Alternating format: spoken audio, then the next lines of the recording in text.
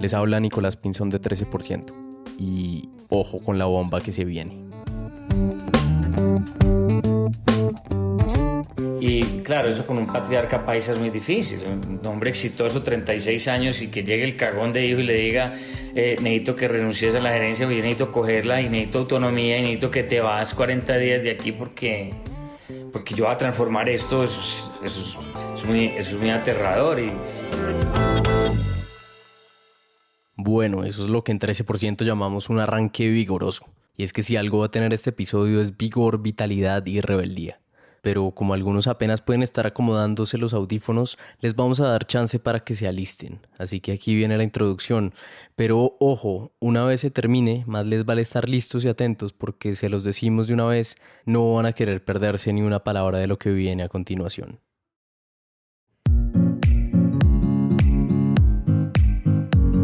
Yo soy Nicolás Pinzón. Y yo soy Andrés Acevedo, y nos parece absurdo que solo el 13% de la población mundial ame su trabajo. Por eso creemos que es vital contar las historias de esa minoría especial, esa que no odia los lunes ni espera impaciente a que llegue el viernes, ni trabaja solo por dinero.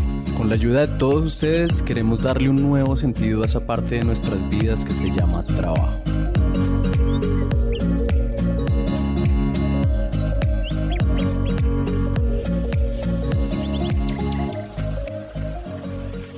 Esta es la historia de Juan José Piedradita. A ver, espérense, los presentamos y ahí está. Yo soy un hombre de soluciones, yo no sé entender nada distinto a una solución. Como decía, esta es la historia de Juan José Piedradita. Pero esta historia, por lo menos en su primer capítulo, es el relato de dos pioneros. Es la historia del viejo Piedra y, bueno, del nuevo Piedra.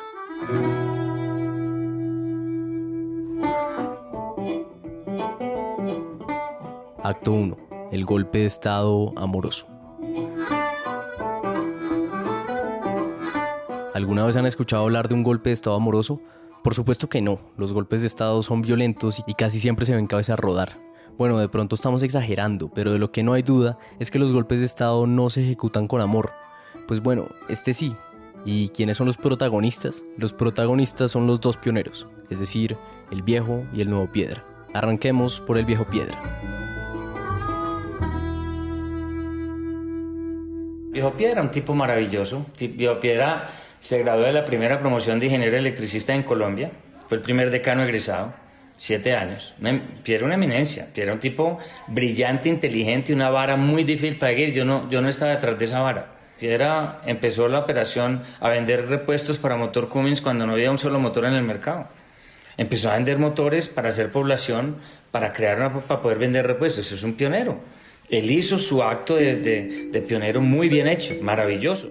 El viejo Piedra era ingeniero, empresario y académico, una verdadera eminencia. En el año 1959 fundó Equitel, que rápidamente cogió prestigio por distribuir los motores Cummins, los motores de las tractomulas. Equitel era una empresa exitosa a la que a los 24 años ingresó Juan José Piedradita. Yo tenía 24 años y entré a la compañía y estaba en modo aprendizaje.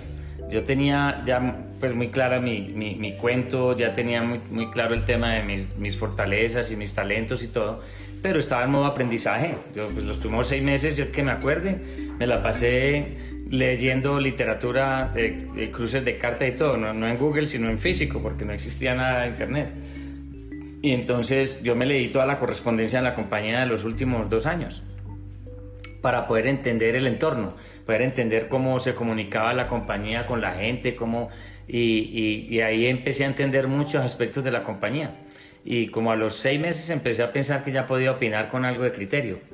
Y empecé a opinar con algo de criterio y empecé a conocer la compañía. Era una compañía con una estructura muy vertical, manejada por el dueño exitosamente, que era el viejo Piedra, con su socio, que era el subgerente, y yo, que era el economista del paseo, y el hijo del dueño.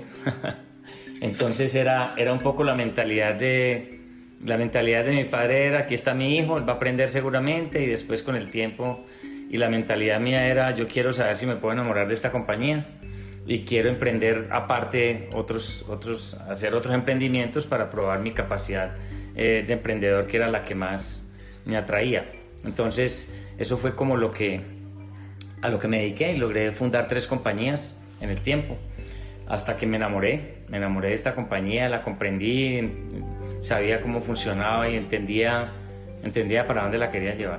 Entonces el panorama es este: Viejo Piedra, el padre pionero, empresario intelectual, y su hijo Juan José Piedradita, el nuevo Piedra, que entraba a la empresa en modo aprendiz y que dedicó sus primeros meses a leer la correspondencia de la empresa para entenderla desde adentro. Y esto puede parecer raro, ¿para qué dedicarse a leer cartas viejas si esas son cosas del pasado en vez de ponerse a trabajar para lo que venga en el futuro? Y es que, si recuerdan, esta primera parte es el relato de dos pioneros. Y el nuevo Piedra, como buen pionero, primero tenía que familiarizarse con su entorno antes de dedicarse a cambiarlo. Entonces yo me dediqué a conocer la compañía, una compañía que representaba una marca buena, multinacional, Cummins, y que tenía buenos productos, buena infraestructura, un taller muy atractivo, un buen taller para 19 tractomulas, unas oficinas bonitas y un entorno que había que conocer para transformar, porque yo creo que uno debe trabajar en el entorno que le gusta y si no se debe ir. Y yo lo que hice fue construir un entorno y eso fue lo que me dediqué a hacer esos 10 años.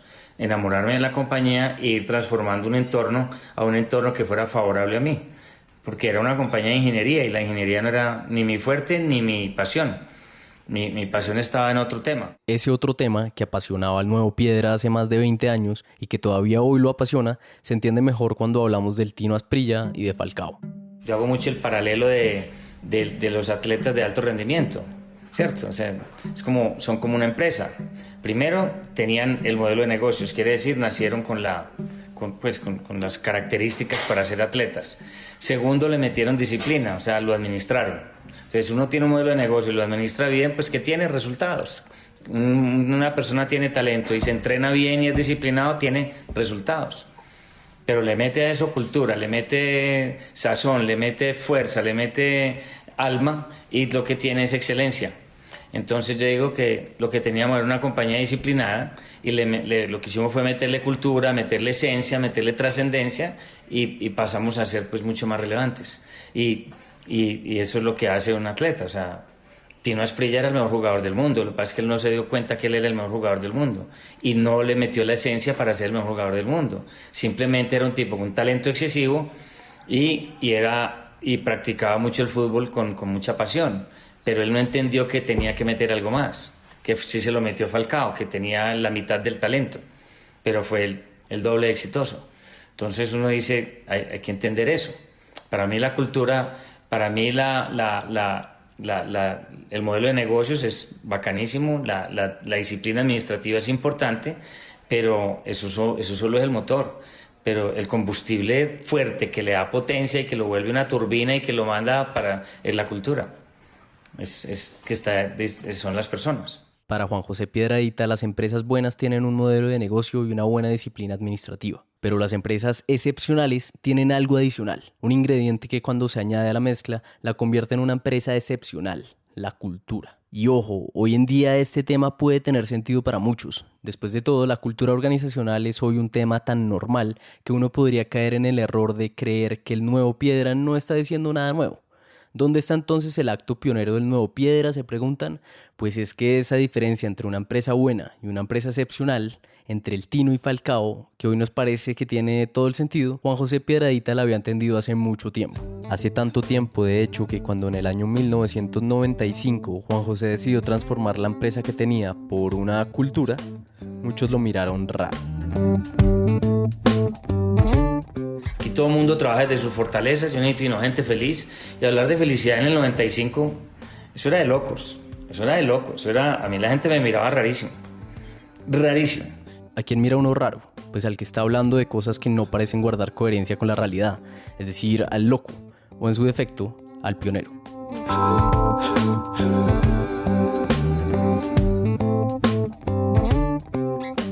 Hace más de 25 años, Juan José Piedradita estaba convencido de que las compañías no están hechas para generar dinero, sino que en realidad son un motor para desarrollar personas.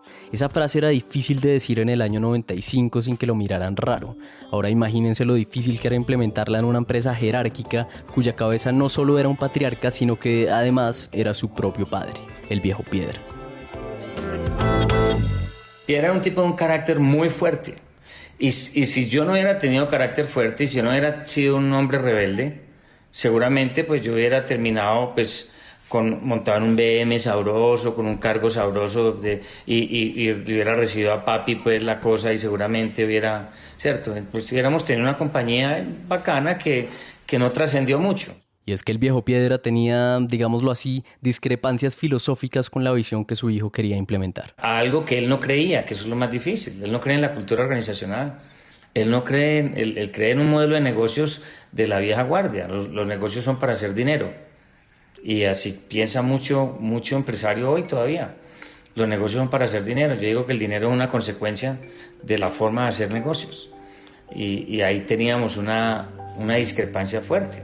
La historia podría haber terminado en nada, en un tal Juan José Piedradita que hoy diría, no, es que yo en los años 90 ya predicaba la importancia de la cultura en las empresas, pero pues nada, mi papá era el dueño y no me dejó implementarlo. Yo creo que los límites están en la mente, no están afuera.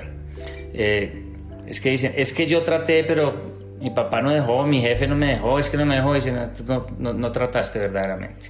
O sea, encontraste una zona de confort en enfocarte en un culpable para no hacer lo que podías hacer. O sea, seguramente no lo podías hacer.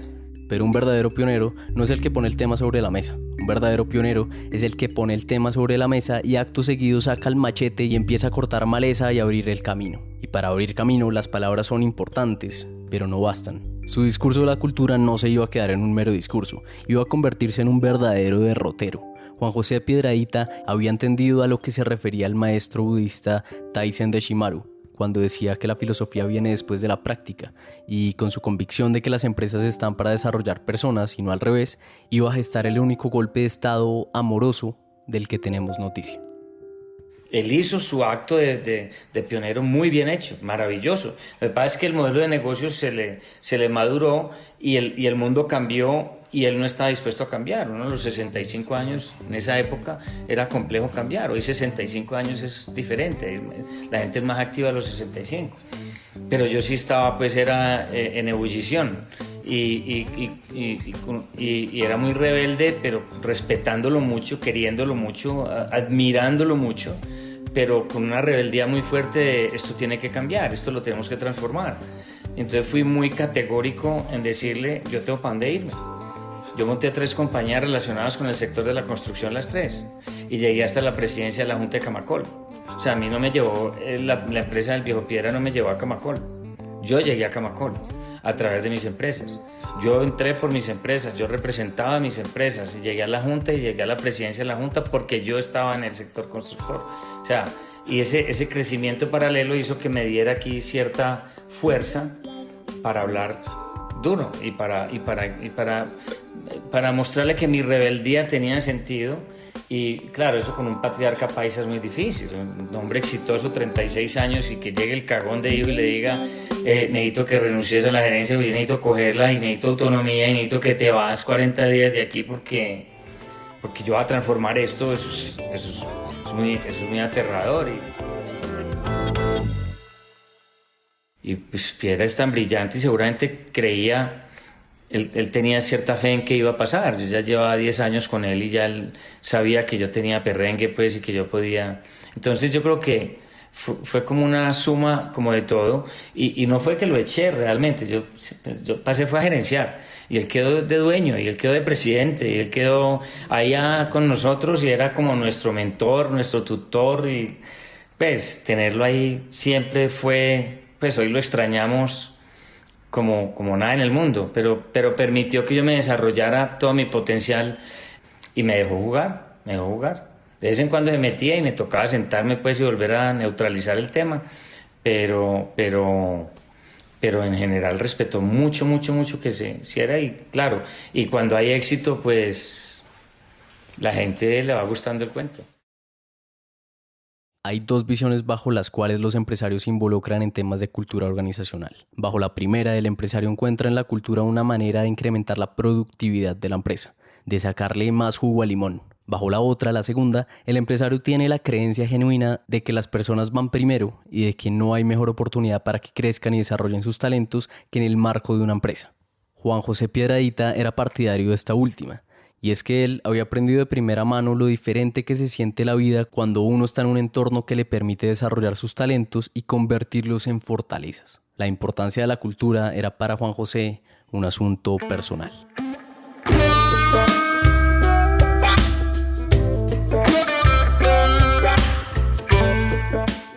Acto 2. Un rebelde en busca de causa.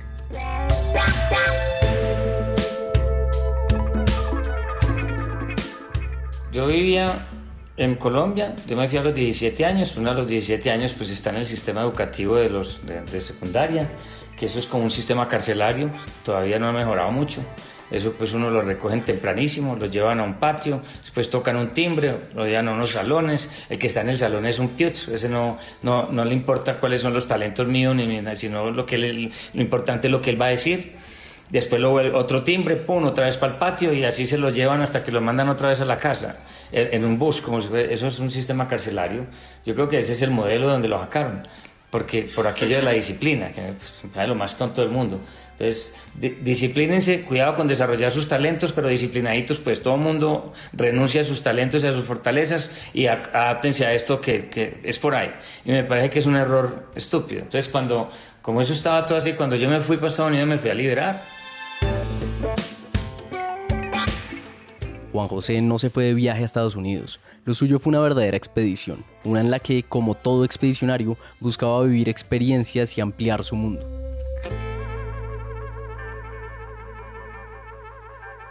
Y me fui contra el mundo y me fui a hacer de todo y tuve muchas experiencias. Trabajé en una finca por allá y me iba me proponían ir a New Orleans o a cualquier lado, 4 americanos y me iba con ellos sin saber quiénes eran. Claro, vamos de una, yo quiero ver. Entonces me fui a experimentar de todo, me fui a mirar absolutamente todo y entendí el mundo y entendí cómo me podía yo comportar en un mundo donde solo dependiera de mí. Y eso me da fortalezas, eso le da a uno fortalezas. Lo otro es quedarse uno. Yo me acuerdo, yo tenía unos amigos que estaban en otra universidad, les llegaba el periódico el colombiano, se los mandaban, imagínate, por correo. Les llegaba el colombiano, les mandaban aguardiente, les mandaban arequipe, les mandaban. Y yo iba al apartamento y les decía, ustedes no han salido de Medellín, ¿cierto? Ustedes siguen allá. Es que no hay como Medellín, es que no hay. Yo decía, wow, estos manes, qué locura. ¿Estos manes qué? ¿Estos tipos qué? Yo no sé qué pasó con ellos, después se fueron para Medellín y la experiencia no, a mí no.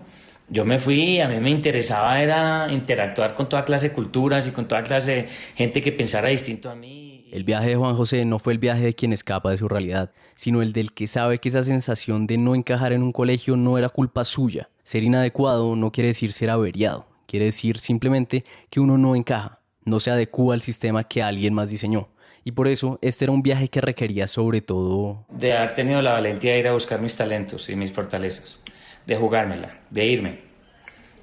Para mí lo importante no era que estudiaba, tenía cuidado. Yo estudié 2 años de ingeniería, que fue lo único que dejé en la negociación con Piedra, que yo iba a ser ingeniero. A los 2 años decidí que nada, no me gusta ni poquito. Estaba haciendo un minor en economía, no tenía que estudiar casi, lo entendía muy fácil, entonces terminé economía. Juan José, que durante toda su vida se había sentido inadecuado en un sistema educativo que le parecía más cercano a una cárcel que cualquier otra cosa, iba a tener una experiencia transformadora y que cargaba una ironía. Sucedió en un salón de clases. Pero antes, una pausa.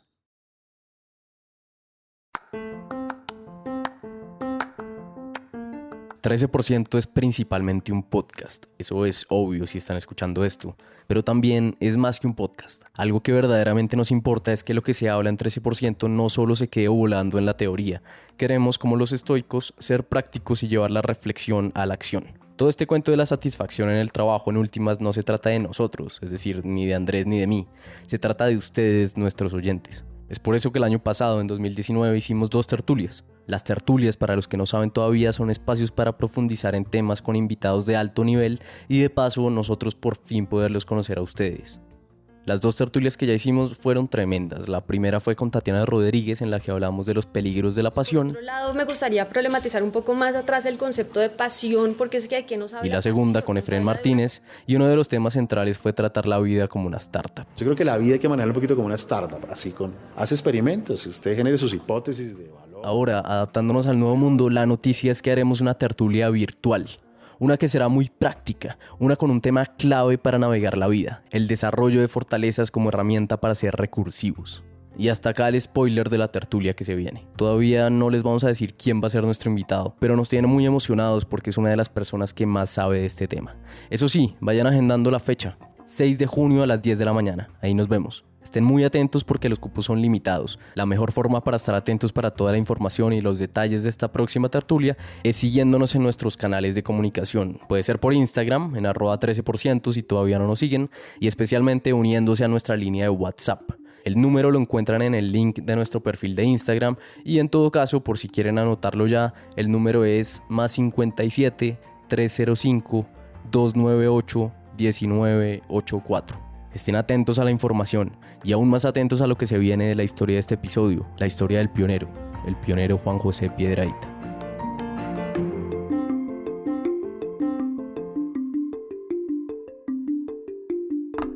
Bienvenidos de vuelta a 13%. En este episodio estamos explorando la historia de Juan José Piedrahita, un pionero, el segundo, el nuevo Piedra, que desde los años 90 hablaba de fortalezas en el trabajo y de cultura organizacional y al que obviamente todos miraban raro. Sus ideas eran tan controversiales que para poder implementarlas tuvo que hacer un golpe de estado amoroso a su propio padre, un golpe de estado al que el paso del tiempo y el crecimiento exponencial de la compañía le han dado la razón. En la segunda parte de esta historia estamos explorando el origen de las ideas visionarias de Juan José. Nos hemos remontado a Estados Unidos, donde Juan José estudió su carrera y a donde había ido para liberarse del sistema educativo en el que creció y que siempre lo hizo sentirse inadecuado. En ese país tendría muchas experiencias que le expanderían su mundo, pero habría una que sería transformadora, una que irónicamente sucedió en medio de un salón de clase. Yo tenía en mi último semestre un profesor que se llamaba Mr. Thomas. Mr. Thomas era un PhD de Harvard. En Estados Unidos los profesores universitarios son dedicados y son unas eminencias. Un PhD, y su clase era política económica. Y era una clase que era a base del caso. Muy interesante. Y yo me acuerdo que con mi acento y todo, pues de paisa inglesa, yo en esas clases participaba mucho. Y yo levantaba la mano y me emberracaba y peleaba con él. Y yo veía que él, cuando yo no participaba, me chuzaba para que yo arrancara cualquier cosa. Entonces yo que prendo empujado, arrancaba ahí mismo. Y entonces me acuerdo pues que yo cuando escribía, como eran essays y cosas, pues yo no era muy elocuente. Era un estudiante de essay. A mí pues yo siempre fui un estudiante de essay. Yo sacaba una B y me iba a rumbear, no me la creía y fue pucha. Y si había una A, yo digo, aquí hay algo ilegal, esto no puedo decir. Pero era un estudiante de essay y cuando llegué al examen final de esa clase, éramos como 40 estudiantes, 40 y pico, era muy famosa la clase, o sea, todo el mundo la buscaba mucho. Entonces éramos como 40 y pico estudiantes en semicírculo. Y él llega y yo era en la primera fila. Entonces cuando nos entregó todo el examen, se acerca a mí, me quita el examen, me da la mano y me dice, Mr. Piedrahita, ha sido un verdadero placer. Ese día me gradué. Yo no me fui a graduar en economía. Yo me fui a graduar en mí, en mi capacidad de impactar, en mi capacidad de ser yo, de generar, de ser auténtico, de ser concreto, de jugármela por lo que yo pienso y por lo que yo... Y siendo un estudiante de ese, yo era el que más peleaba y el que más... O sea, y el caso de Coca-Cola, y es que eso es lo que pensaban, me importa un divino, están equivocados. Y ese hombre me eximió de mi último examen. Eso fue impresionante. Yo salí de esa clase y yo ya dije, me gradué, este es mi grado. Mr. Thomas me dio mi regalo de grado, ese fue mi grado. A mí no me importaba recibir nunca ejercí la economía, jamás. Pero ese día él me graduó. Y esa clase y esa experiencia con él fue la que me empujó a mí a ser quien soy hoy. Yo lamento demasiado que no fui a buscarlo después, cuando empecé a tener éxito, porque perdí toda conexión, que no lo pude conseguir, porque yo le quería decir a él que había sido exitoso, que había creado empresa, que tenía muchas familias bajo mi esfuerzo, y nunca pude compartir eso con él. Eso me dolió mucho. Pero ese día yo me gradué, ese fue mi acto de grado. Ese día me gradué en Fortalezas. Ese día dije, ya sé de qué estoy hecho, yo sé de qué soy capaz. Que un profesor de este calibre, además, eximiera a un estudiante que siempre sacaba Cs, fue para Juan José Piedradita una reivindicación. Pero no una reivindicación de que él después de todo era buen estudiante. No, Juan José sabía que su valor no estaba en la academia. Era una reivindicación de que él tenía mucho por aportar, desde sus fortalezas. Una reivindicación de que aunque no era el más articulado en los ensayos escritos, tenía una capacidad tremenda para pensar estratégicamente, de expresar sus opiniones y hacerlo con convicción. Era en realidad una reivindicación de que su falta de adecuación a entornos tradicionales, como el colegio, no tenía que ver con errores en el diseño de la pieza, sino con errores del rompecabezas. El enorme gesto de Mr. Thomas le había ratificado a Juan José algo que ya intuía, que lo suyo no era jugar con los rompecabezas de otros, lo suyo en realidad era emprender y crear rompecabezas propios.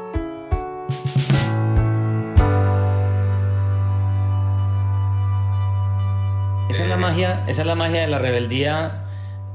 La rebeldía es muy buena si uno es capaz de canalizarla. Si la rebeldía es rebeldía por ser rebelde, por eso es que uno ve tontos como esta niña de EPA Colombia destruyendo un Transmilenio. O sea, esa es rebeldía sin filtro, sin propósito, sin nada. O sea, ahí no hay mucho intelecto que digamos. Pero cuando la rebeldía empieza a obtener propósitos importantes, porque si yo me fui a buscar mis fortalezas fue por algo. Porque yo quería desarrollarme desde mis fortalezas y quería ser una persona más relevante.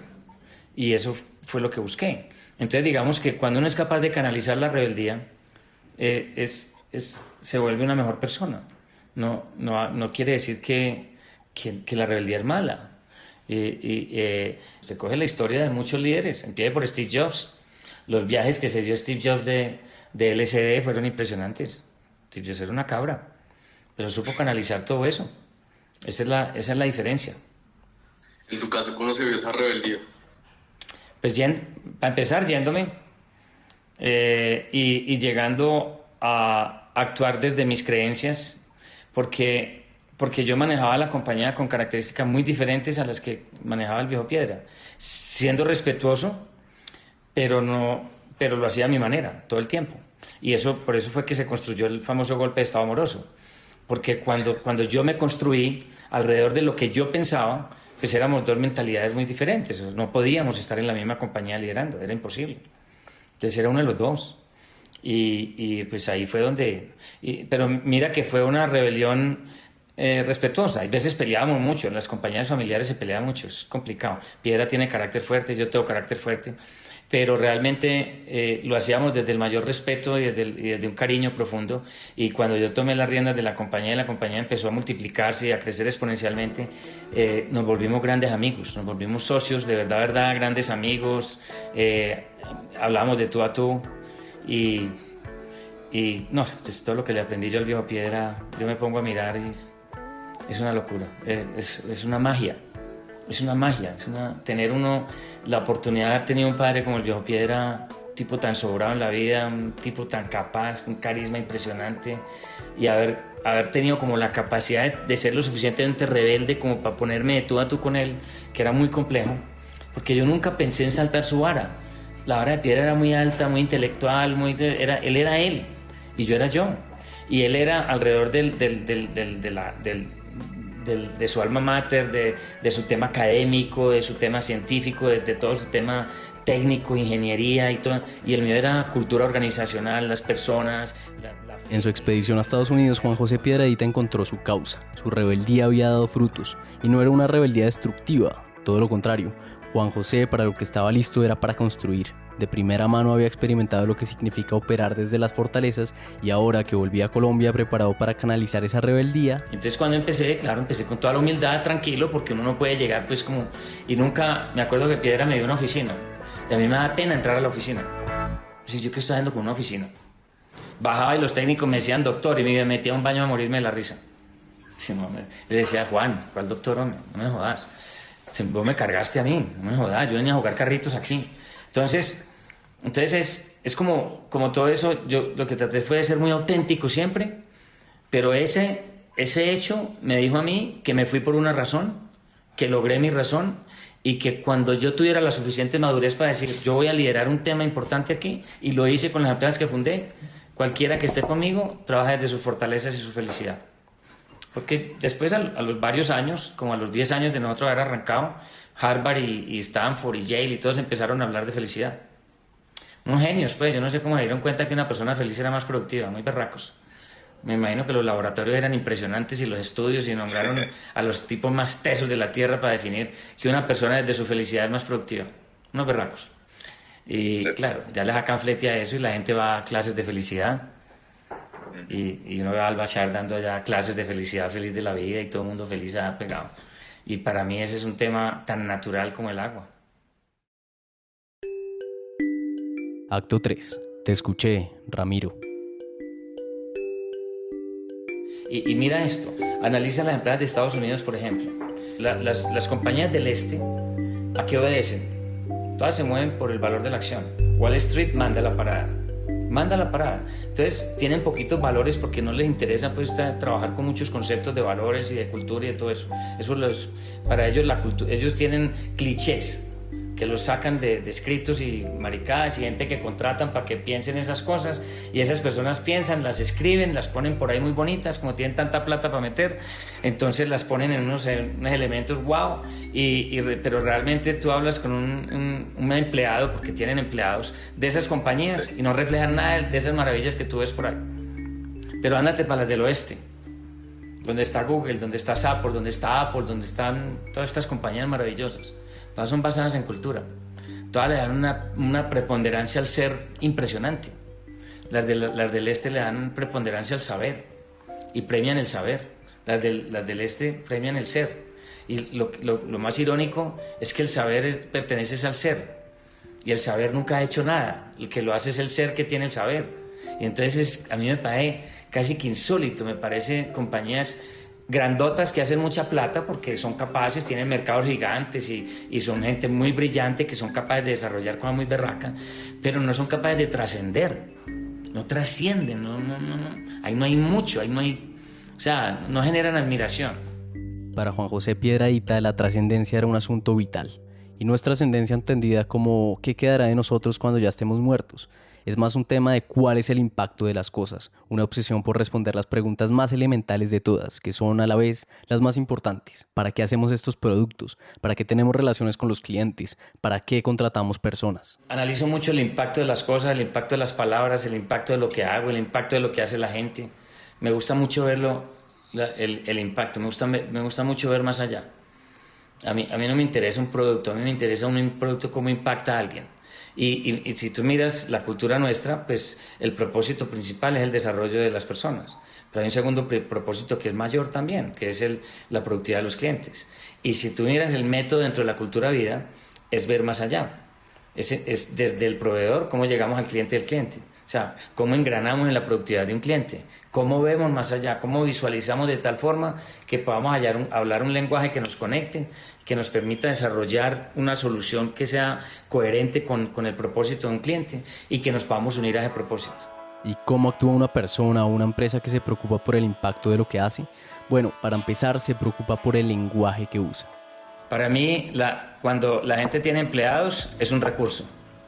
Cuando la compañía tiene colaboradores, es un medio. Cuando la compañía tiene integrantes, las personas son un propósito. Hay una diferencia muy importante en las tres. Colaborador y empleado me parecen denigrantes las dos. Los esquemas mentales son muy importantes, y lo que decías ahora de comunicar es muy importante. Porque lo que uno comunica, lo que uno dice, cuando la gente está escuchando, tiene mucho peso. Entonces hay que escoger muy bien las palabras, hay que escoger muy bien la terminología. Yo siempre he dicho que las culturas son de hechos y lenguajes. Las culturas son hechos y lenguajes, y esto es contraintuitivo. Uno creería que lo único importante es la acción, que es lo que modifica el entorno y no el lenguaje. Después de todo, ¿qué importa si las palabras no son las adecuadas? Pues no. El lenguaje es fundamental porque el lenguaje precede a los comportamientos. Yo siempre he pensado que yo no soy un experto, yo soy un experimentado, que es muy distinto. Yo soy un experimentado porque yo me atreví. Yo me acuerdo que cuando lanzamos la cultura, en septiembre del 95, no que me acuerde, compramos una torta y una botella de champaña y champaña y celebramos todos una fiesta de despedida a la compañía maravillosa que nos había llevado hasta donde estábamos, y una fiesta de bienvenida a la nueva cultura. Y en esa fiesta dijimos, hasta hoy tuvimos empresa, de aquí en adelante vamos a tener cultura. y nos vamos a comportar. Y de ahí a hoy ha sido un mar de aprendizaje, error y ensayo, errores a la lata, errores a 6 manos y ensayos a la lata, jugándonos por todos los caminos, pero nunca renunciando. Yo solo me hice un juramento: nunca me devuelvo, nunca me voy a volver, jamás. Por eso fue el protocolo, por eso era un protocolo de despedida, porque ya. Y claro, pasaron 1000 cosas, pero hoy, por ejemplo, nosotros no nos preocupamos, nosotros nos ocupamos. Nosotros no tenemos problemas, nosotros solo vemos oportunidades y soluciones. Nosotros no tenemos empleados, tenemos integrantes. Nuestros integrantes no ganan salarios, generan ingresos. Tenemos una cantidad de comportamientos y de palabras. Tenemos glosario escrito de las palabras de la cultura. Estamos bien y mejorando, no solamente estamos ahí. Entonces pasan, pues, o sea, hemos construido todo un lenguaje, hemos construido todo un ambiente, hemos construido una cantidad de cosas y tenemos unas... Yo no sé diferenciar entre mi tiempo en que estoy trabajando y mi tiempo. A mí el concepto de tiempo libre me da risa. Cuando usted, ¿qué hace en su tiempo libre? Y yo todo el tiempo estoy libre. ¿Por qué me preguntas por eso? No, pero es que hay tiempo libre. Yo no estoy en la cárcel, yo todo el tiempo estoy libre. Sí, pues el del trabajo es que como yo no trabajo, entonces no sé de qué estás hablando. Yo no sé trabajar. Entonces, en las paredes nuestras hay un escrito grande en todas las paredes que dice: el que encontremos trabajando lo echamos. ¿Qué hace la gente? Se divierte. Es que no son problemas, son retos. Y dice, sí, pero es que en la compañía las cosas se complican. Pues se complican en lo que te preparaste, ¿qué nota? Si no tuviéramos temas para solucionar, entonces ¿cómo subimos la vara? ¿Cómo nos volvemos mejores personas? ¿Cómo nos volvemos más importantes? O sea, ¿de qué estás hablando? Entonces en la compañía ya eso está muy arraigado. Yo quiero que mi gente encuentre satisfacción y quiero crear una cultura en la que puedan florecer, pero no sé cómo. Ese es un comentario que líderes de equipos nos hacen a menudo. Entonces recuerden, las palabras que uno usa son importantes porque delimitan los comportamientos. Pero eso no es todo. De nada sirve tener el lenguaje más espectacular si uno no es coherente en sus acciones. ¿Y cómo se ve la coherencia en el día a día? Así. Una vez en un café con Juan me acuerdo que estaba el mensajero de Medellín y me dijo: jefe, como yo puedo opinar lo que quiera, yo le quiero decir que a mí me da mucho golpe esta empresa, que yo la admiro tanto y la quiero tanto y me enamora tanto porque es la mejor empresa del país. Nosotros porque no tenemos un buen departamento de auditoría que sea visible.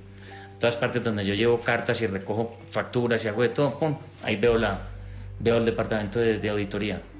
Entonces yo le contesté: pues tiene razón, Ramiro, nosotros sí tenemos auditor, pero no le estamos, realmente no le damos esa significancia que tú estás viendo.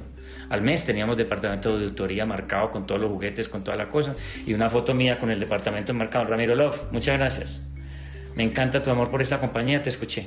Tenías toda la razón, no teníamos bien montado un departamento, o sea, no era relevante, lo estamos haciendo relevante. Eso fue el mensajero. Eso es liderazgo. Para mí eso es un ejemplo de liderazgo, porque me hizo entender algo en una compañía ya tan grande como la nuestra, que no tenía claridad, que no comunicaba con claridad. Yo le pude haber dicho: ¿a vos qué te importa? Anda a repartir tus cartas, ¿cómo así? Déjate a ver. Es que no, hay diferentes formas de tratarnos. Entonces, lo importante en una cultura es que los hechos sean claros, que los comportamientos sean claros, y eso te da el derecho a hablar duro y a proponer fuerte y a que la gente se la juegue. Y bueno, es que si tú entrevistas a gente de la organización te vas de para atrás. La coherencia es impresionante. La coherencia es impresionante.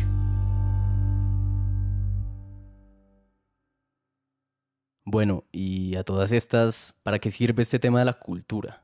La respuesta es que para muchas cosas, pero sobre todo porque le permite a uno jugar un juego diferente, un juego en el que al talento y a la disciplina se le suma ese ingrediente adicional que hace toda la diferencia.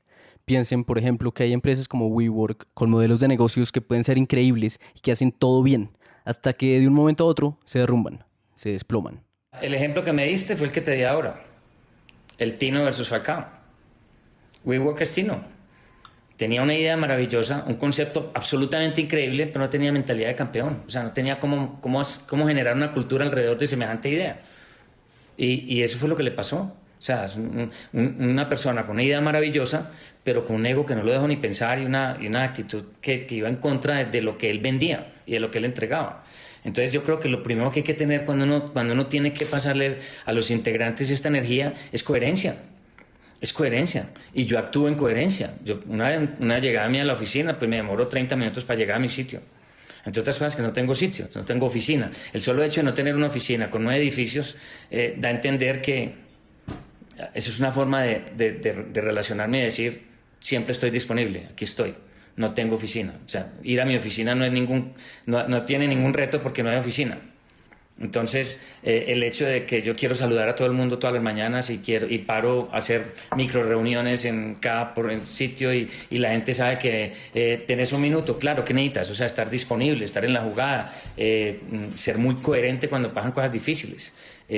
Yo, por ejemplo, toda la semana grabo un video para los integrantes. Ahorita tengo que grabar el de esta semana, contándoles qué pasó en la semana, cómo vamos, qué sigue, cuál es la actitud, cómo es el cuento, ¿cierto? O sea, en qué vamos y estamos haciendo esto con tal y estamos muy contentos de que está pasando esto y aquí tenemos este reto, pero juntos lo vamos a sacar al otro lado y no se les olvide que estamos juntos y que vamos a llegar juntos. O sea, coherencia. Es que cuando uno acompaña los hechos de las palabras, ya te da como esa posibilidad de exigir y de proponer porque la gente, un buen líder no es el que manda, un buen líder es el que la gente es capaz de seguir, está decidida a seguirlo por donde tire. Y también me gusta más el líder cuando la gente ve que si uno se va a tirar por el que no es, tenga la capacidad, el jefe, por ahí no es. Y que uno tenga la capacidad de voltear y preguntarle, ¿por qué dices eso? Por esto y por eso, tienes razón, vamos por allí. Eso es un buen líder. Un buen líder no es uno que es capaz de hacerse un harakiri y todos se hacen un harakiri con él, sino que también tiene la coherencia de escuchar. Y también tiene la coherencia de cambiar de opinión. Y también tiene la coherencia de reconocerle a un integrante, sí señor, eso es por ahí. Eso es por ahí. Hace 25 años, Juan José Piedradita advirtió la importancia que la cultura tiene en una empresa. Para él, no se trata de un simple hack de productividad o de una nueva idea de hacer mercadeo. Para él, la cultura es un verdadero asunto existencial. Era en su momento y sigue siendo lo que inclina la balanza entre trascender y ser una empresa más, entre cambiar la vida de las personas o limitarse a vender motores sin mucha pena, pero también sin mucha gloria.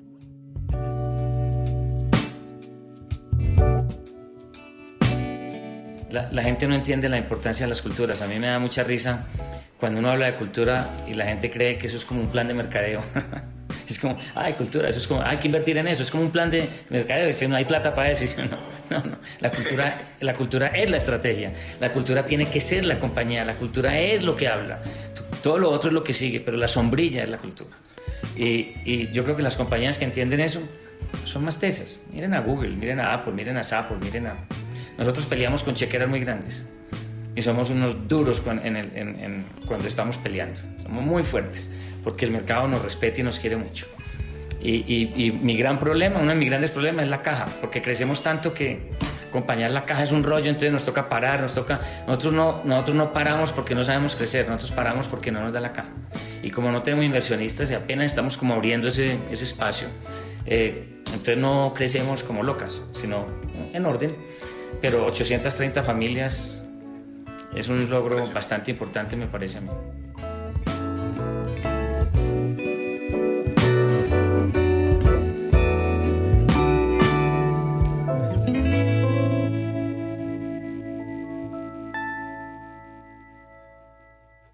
Hoy en día Juan José es el presidente de la organización Equitel que fundó el Viejo Piedra, ahora conformada por 6 compañías y 2 unidades de negocios. Sí, entre esas se encuentra Cummins de los Andes, la que sigue distribuyendo motores de tractomulas.